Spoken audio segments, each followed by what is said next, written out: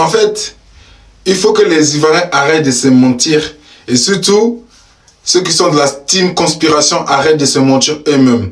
Voilà. On n'a qu'à se dire la vérité, on n'a qu'à arrêter la vérité, on n'a qu'à vraiment se dire la vérité. Si vous pensez que c'est Imara qui suit les traces d'Arafat, c'est faux. C'est faux. C'est Didi B qui suit les traces d'Arafat depuis 2019. Didi B veut être Arafat. Il suit les pas d'Arafat. Moi, j'ai pas de contentieux contre lui, j'ai rien contre lui. C'est un artiste ivoirien qui contribue à la culture ivoirienne. Mais dans ces 2 jours-là, quand j'attends que Didi B, le premier artiste ivoirien qui va sur le marché Naïdja, qui fait le truc bien. Mais c'est faux, les gars. C'est faux. Le seul et unique à commencer sur ce marché, c'est Yorobo. On a connu ses sons avec Davido et Jim Martin et j'en passe. C'est Arafat qui était le premier artiste ivoirien. Si je ne me trompe pas, mais moi ce que j'ai vu de mes propres yeux, c'est Arafat qui a commencé sur le marché nigérien, a fait des musiques avec des Nigériens, a fait des feats avec des Nigériens. C'est Arafat qui a... C'est quoi vos problèmes avec Didi B? C'est vrai que sa magie là est trop dans votre tête, mais essayez de sortir un peu dans l'émotion. Oui, il suit les traces de Yorobo, parce que tout ce que Arafat fait, et tous les délires qu'Arafat faisait, c'est ce que Didi B fait, mais d'une autre manière, mais ça n'a pas l'air de marcher trop, parce que l'esprit, vrai esprit, et la vraie gamme de DJ Arafat, ça est dans Imara. Même Imara lui-même, il ne sait pas.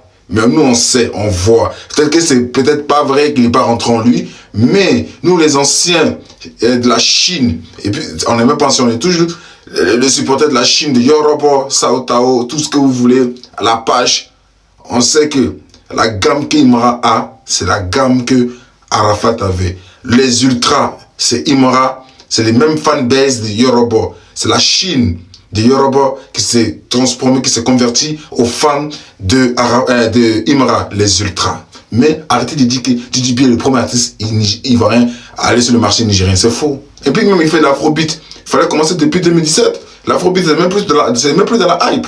Voilà, c'était tout. Souvent, moi, j'ai l'impression que c'est la personne de Didi B qui dérange. On va regarder ensemble cette vidéo et on revient pour en discuter. Go! J'ai une théorie, les gars. La chute du Maïmouna est un dommage collatéral de la guerre menée contre Didi B. Ce qu'il est en train de dire, c'est tellement réel. Parce que quand on observe en 2021 et 2022, bon, c'est dans cette période que le Maïmouna avait commencé à prendre de l'ampleur. Et quand on regarde bien dans cette période-là, Didi B, il était en feu. Il venait à peine de commencer sa carrière solo. Donc, il faisait partie de ces artistes-là qui pouvaient propulser le mouvement. Et quand il a sorti son premier son Maïmouna Tala qui est disponible sur son album Mojotron 2, quand ce son là est sorti, les gens ils ont commencé à raconter du n'importe quoi. Il veut voler le mouvement des petits, Didi B par-ci, Didi B par-là. Et après ça, il a voulu faire des collaborations avec des acteurs majeurs du Maïmouna comme JL Amelo et 3XD. Tout ça pour propulser le mouvement, pour donner du buzz aux petits. Mais malgré ça, les gens continuaient de parler. Oh, il va voler le buzz des petits. Faut pas les petits vont trop marcher avec lui. D'abord, il a sorti En Haut en collaboration avec JL Amelo et Tamsi. Et ce son là, pour moi, ça a été un tournant pour le Maïmouna. Parce que c'est à partir de ce son-là que le Maïmouna a commencé à avoir une identité. Quand on remarque bien, les acteurs du Maïmouna avant, ils posaient sur des beats de la drill classique, seulement que ça sonnait mélo. Mais sur ce son-là, Tamsi, il a fait un truc différent. Il a donné une couleur, une identité au Maïmouna. Parce que quand on écoute En Haut, la prod est différente des autres prods sur lesquels les gars ils avaient l'habitude de poser. D'abord, il y a eu un changement au niveau de la rythmique. Parce que les prods sur lesquels les gars ils avaient l'habitude de poser, c'était des prods drill classiques. La rythmique faisait ta, ta, ta, ta. Mais sur En Haut, Tamsi, il a fait les choses différemment. Il a composé une rythmique qui avait une couleur un peu afro. Toujours est-il que quand on écoute, on a l'impression d'entendre de la drill, mais ça avait une couleur afro, une couleur un peu coupée décalée. Même au niveau de la mélodie, c'était pareil. Et tous les beatmakers qui voulaient faire du Maïmouna à cette époque-là avaient commencé à composer de la même manière que Tamsi avait composé En Haut. Donc vous voyez, en quelque sorte, c'est grâce à Didi B et Tamsi que le Maïmouna a eu une couleur, que le Maïmouna a eu une identité. Il a même fait une collaboration avec Dadju et c'était du Maïmouna. Tout ça pour envoyer le mouvement loin. Il a décidé d'arrêter de faire Maïmouna là. Maïmouna, c'est arrivé où? Arrêtez un peu vos manières de faire. Ça tue la culture. À quel moment vous allez venir dire que Didi B voulait voler le mouvement des petits? Ah! Stop, regarde ça. C'est moi où Didi B voit pas nos vidéos. Ou bien il s'en fout. Le voici avec Minza. Apparemment, il aurait un feat de prévu. Attends, c'est vraiment Number 2 il veut faire ou bien on lui a dit que c'est Minz qui distribue Snap. Mais j'ai fini par comprendre un peu sa vision. L'humoriste Kev Adams, qui était huant en France à cause de ses spectacles jugés pas du tout drôle, a fait un carton aujourd'hui aux États-Unis. Donc là, on peut comprendre que Didi veuille chanter en VPN aussi histoire de tester un nouveau public. Il y a faux, mais Mins là c'est trop. Ah man. Ça va tellement bien se passer. Mais c'est un chanteur, auteur, compositeur et producteur nigérien qui s'impose comme une figure majeure actuellement de la scène Afrofusion et du mouvement Alté. Originaire de Lagos, il fusionne les sonorités traditionnelles africaines et la trappe moderne. Mais est-ce que Didi B sait que ce n'est pas forcément lui qui est à l'origine du snap d'Imra? D'après certaines sources officieuses, celui qui était prévu pour collaborer avec Imra sur le titre Number One, c'était l'artiste Tiakola.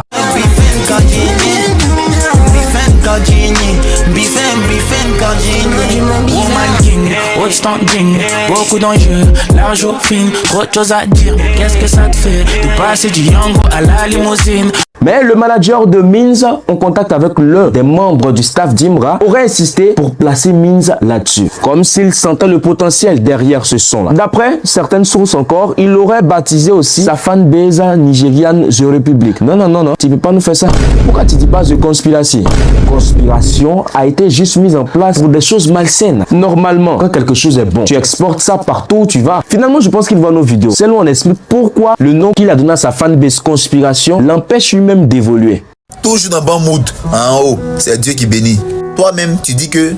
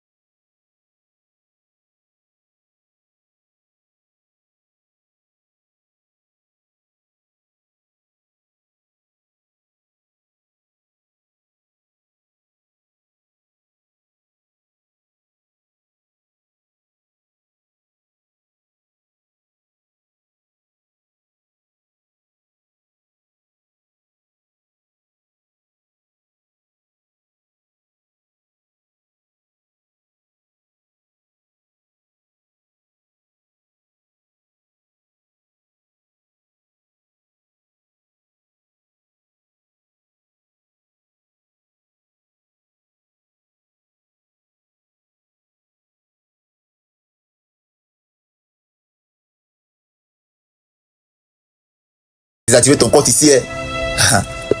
Yo la mi-foi, nous allons arriver à la fin de la vidéo. Dites-moi ce que vous en pensez. On va se retrouver dans le prochain actu ensemble la mi-foi.